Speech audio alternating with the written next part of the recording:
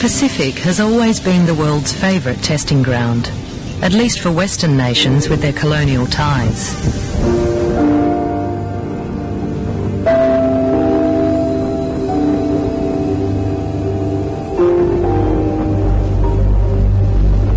Once again we watch the fireball as it falls, proclaiming that Britain joins the United States and Russia as a hydrogen bomb power. The first explosion was made in ideal weather conditions, and it is reported that there was a minimum of radioactive fallout. The Pacific is such a big area, the ocean. Not many people living there. But there's still people living there.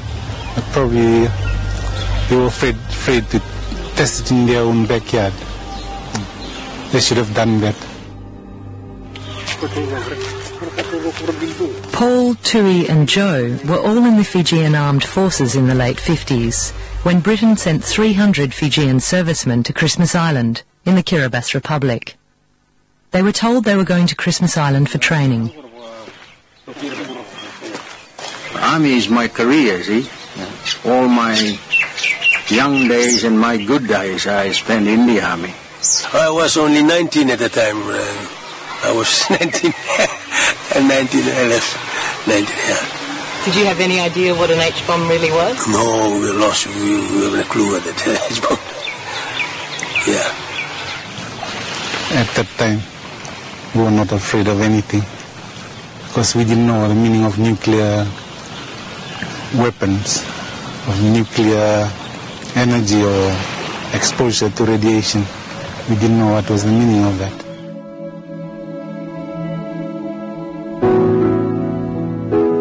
Paul Poi was also 19 when he was sent to Christmas Island. He witnessed 7 of the British atmospheric nuclear tests conducted under the codename Operation Grapple. This hydrogen bomb was exploded in April 1958. And where were you when that went off? We were lined up on the beach. Back then, Fiji was the British Empire's most loyal colony. Queen of England is always the Queen of Fiji until now, even though we are a republic. Britain had already conducted 3 hydrogen bomb tests off Malden Island in the Pacific Ocean. They were declared a success, but not as powerful as predicted.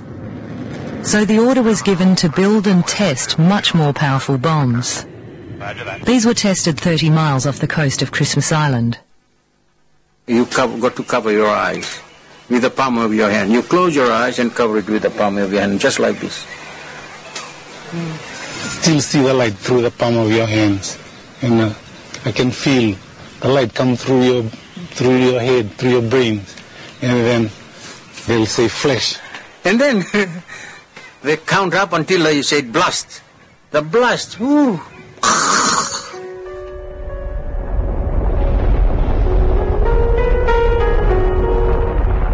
To me, on that day, the first one I saw, it looks really beautiful. I didn't know what it was, but I knew it was a weapon explosion. But it looked beautiful at that time, and then turned into like an ice cream cone, ice cream dripping down the side, and then into a huge mushroom. 45 years later, these Fijian servants of the Queen now regret their loyalty. Straight after the tests, Paul suffered from chronic diarrhea, and 4 years later all of his hair and fingernails fell out, a common story for many of the veterans. At the time, he didn't make the connection between health and radiation exposure. But now Paul's greatest concern is how the radiation seems to have affected his family. His wife had 3 miscarriages before giving birth to their first daughter, Annie. When she was born, she was perfect in every way, a normally born daughter.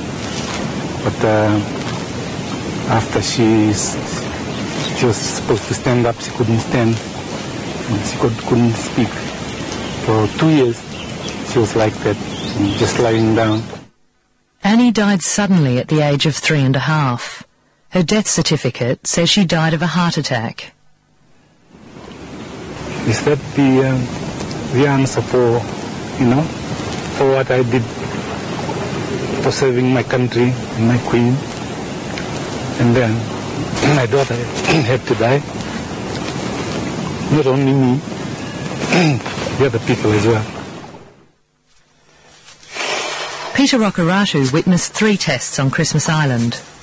He lives in this corrugated iron room with his wife and 2 youngest children. We already giving our life, our best for country. Mostly Great Britain. There's a colonial time. But this is what we get. This small house.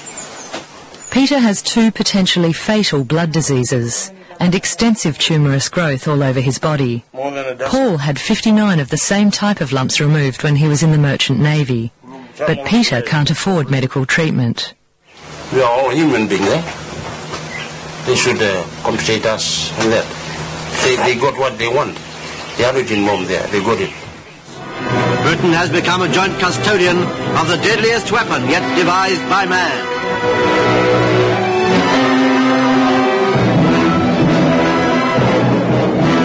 They used us. What they did is just like we are animals, guinea pigs or something like that. The British government has always denied this. Deputy Speaker, that the government's view is that there is no evidence, either medical or scientific, to link participation in the nuclear weapons test programme and the ill health which some of the participants have subsequently suffered. But these bland assurances are undermined by evidence from the time of the tests. Secret British documents from July 1958 reveal that senior RAF officers deliberately avoided giving blood tests to military personnel serving on Christmas Island in order to escape liability.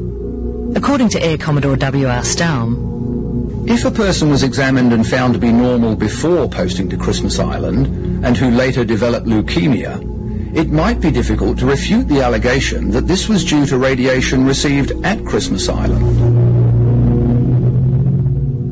Well, as the colonial power that had absolute authority over the Fiji Islands, Britain had a great responsibility. It was responsible for the health and welfare of the people that were taken there.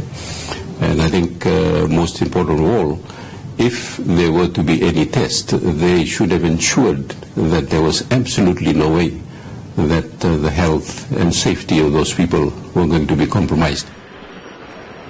Today the British government continues to argue that the tests caused no harm. The man in charge of compensation in Britain is Dr. Lewis Mooney, the Minister for Veterans. There's no evidence whatsoever to suggest there's a link between the tests and future illness. Sadly, everybody tends to become ill as they get older, and we all naturally try to link it to something in our past. But now the evidence that are before us would suggest that there were in fact real dangers to these people, and I would go as far as to say that Britain did not take sufficient caution to safeguard the health and security of our people. But I'm afraid that is just not the case. The intention in every case was to ensure that people were not exposed to radiation, and that is why such great care was taken. Protective clothing was issued, people were mustered well away from any site of explosion when the explosions took place.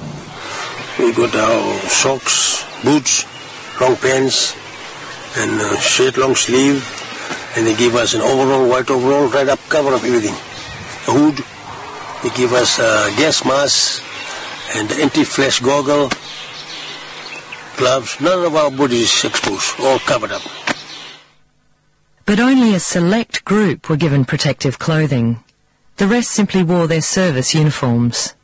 Protective clothing would always be issued to anybody whom we thought was likely to be exposed to radiation. The reason why some were given it and some were not is that some would have been expected to be exposed to radiation and some would not have been. Protective clothing was always issued to those who were likely to be exposed. But Dr. Mooney's own colleagues refuted this 13 years ago when the Labour Party was in opposition.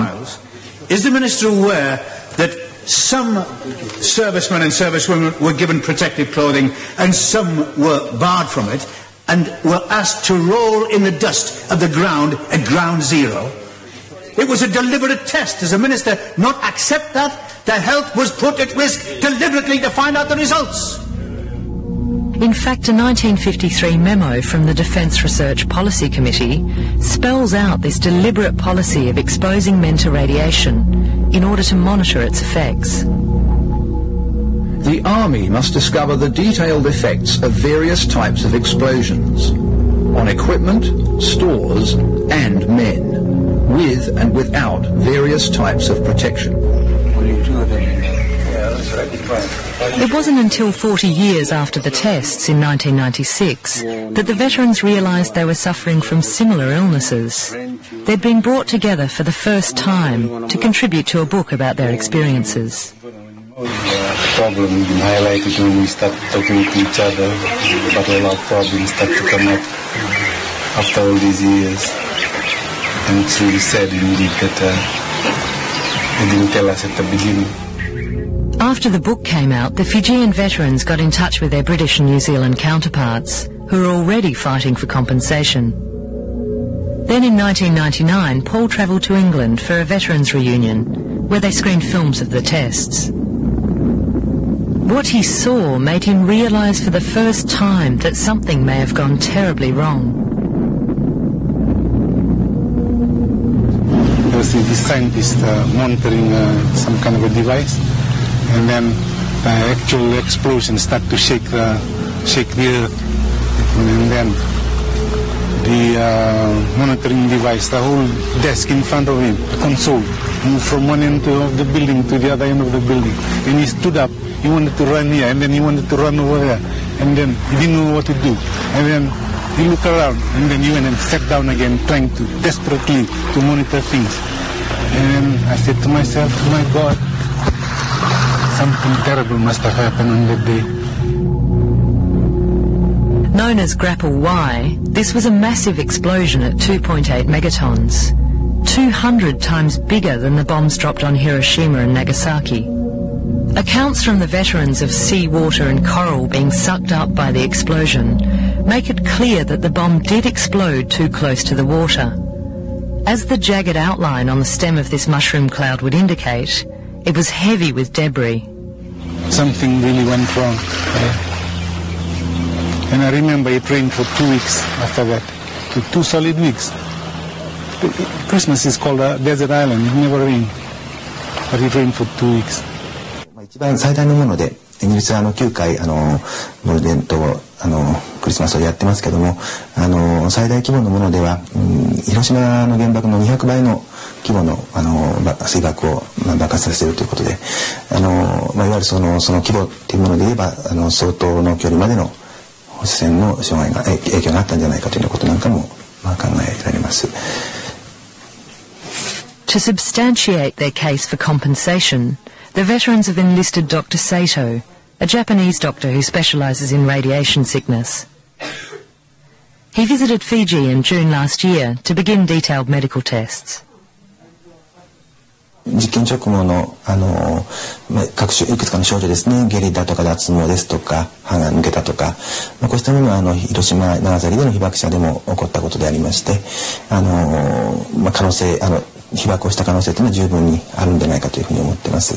で、あと先ほどの中でちょっと述べなかったんですけども、やはり直接的な被爆よりもむしろ内部被爆の問題が非常に大きかったというふうに今回の調査では思いました。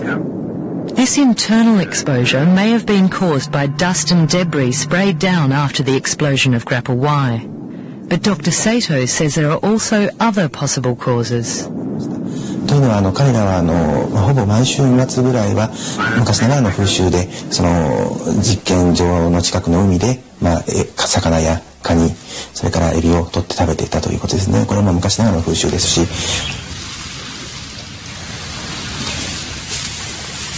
The Fijian veterans claimed they were never told not to eat the fish. They also drank water distilled from the ocean and washed in the rain after the tests. This machine probes for contamination by the deadly beta and gamma rays most harmful of the bomb's radiation effects. This testing done for radiation on Christmas Island would not have detected internal exposure caused by consuming contaminated food and water. No single item of equipment. What makes the veterans' legal case even more difficult is that the British government has refused to release essential data collected during the tests. Without this information, it's impossible to know how much radiation the veterans may have been exposed to. そうですね。一つはイギリス政府、イギリスが英国がこの問題について科学的なデータを一切公表していないっていうことからそもそも非常に私は疑いを持つというふうに思うんですね。もし安全だったというふうに正々堂々と言えるのであれば実験のデータを公にすべきだと思います。The British representative in Fiji wouldn't grant Dateline an interview. It seems they were more concerned about their building being filmed. Okay, my name's John Dyson. I'm the Deputy High Commissioner. Yeah. What are you doing, please, can I ask? Yes, I'm making a documentary For SBS Television in Australia on the veterans and nuclear tests. I mean, one phone call, and the boys in blue will be here, and they'll just take you away. Okay, That is not an idle threat, I promise you. That would happen. They've always said that they have no responsibility whatsoever. They were in good health. Their current health has no relation to the testing in those days. So that's the stand that Britain has been taking, which is most unfair and very unfortunate. I don't think our response has been unfair in any way. As I have said, we are always prepared to accept liability where a link can be shown. Very, very careful records were taken of every test that we carried out, and there is absolutely no evidence to substantiate any of the claims that have been made. While Paul continues to gather evidence from other veterans of the tests, their campaign is beginning to have an impact. The Fijian government is cautiously supporting their claims for compensation and politely requesting a dialogue with Britain. Well, I think the very least is to start talking to the Fijian government and other governments that were affected, even if only to determine whether there is a case or not. That would be a very good start. But in this David and Goliath struggle, the British are unlikely to be swayed by such soft voices. More likely is continued denial and delay until the veterans die out. As Paul R. Poi keeps saying, time is not on our side. I just want the fact. I want the story to be spread out all over the world for everybody to know. Even here in Fiji, not many people know what we went through. Yeah. We are the forgotten soldiers and sailors of Fiji. And we must be remembered for our services. Reported and filmed by Olivia Rousset.